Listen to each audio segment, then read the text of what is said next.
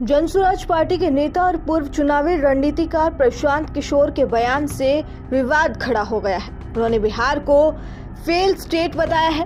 प्रशांत किशोर ने अमेरिका में प्रवासी बिहारियों से बात करते हुए बिहार की वर्तमान स्थिति पर खुलकर बात की। उन्होंने कहा कि हमें यह समझना होगा कि बिहार एक ऐसा राज्य है जो कई मुश्किलों से घिरा हुआ है।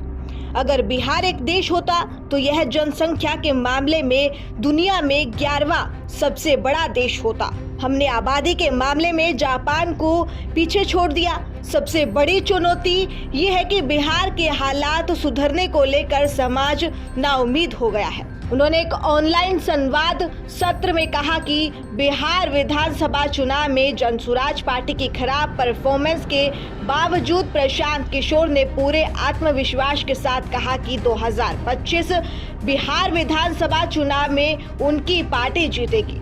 आपको बता दें कि बिहार उपचुनाव में पार्टी एक भी सीट जीतने में कामयाब नहीं रही। उन्होंने बिहार के समक्ष चुनौतियों का उल्लेख करते हुए कहा कि हमें यह महसूस करना होगा कि बिहार एक ऐसा राज्य है जो गर्त में है। अगर बिहार कोई देश होता तो वह आबादी के लिहाज में दुनिया का 11वां बड़ा देश होता। हमने आबादी के मामले में जापान को पीछे छोड़ दिया। उन्होंने बिहार के समाज में फैली निराशा की आलोचना करते हुए कहा कि उदाहरण के लिए कभी कभी हम सोचते हैं कि सूडान के लोग 20 साल से आखिर क्यों गृह युद्ध में उलझे हुए हैं, क्योंकि जब आप एक राज्य या राष्ट्र के तौर पर लोगों की आशंकाओं को और उनकी उम्मीदों पर खरा नहीं उतरे तो लोग चिंतित होते हैं कि हमारे बच्चे कैसे बढ़ेंगे।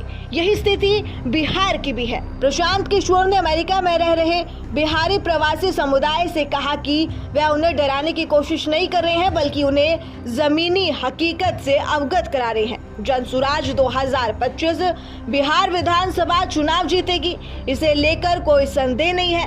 चुनावी समझ के आधार पर मैं स्पष्ट रूप से देख सकता हूं कि हम जीतेंगे। अगर जनसुराज सत्ता में आती है तो उसकी शीर्ष प्राथमिकता स्कूली शिक्षा में सुधार पर होगी। फिलहाल आज की जानकारी में बस इतना ही। ऐसे ही तमाम बड़ी जानकारी पाने के लिए जुड़े रहिए केशव टाइम्स पर।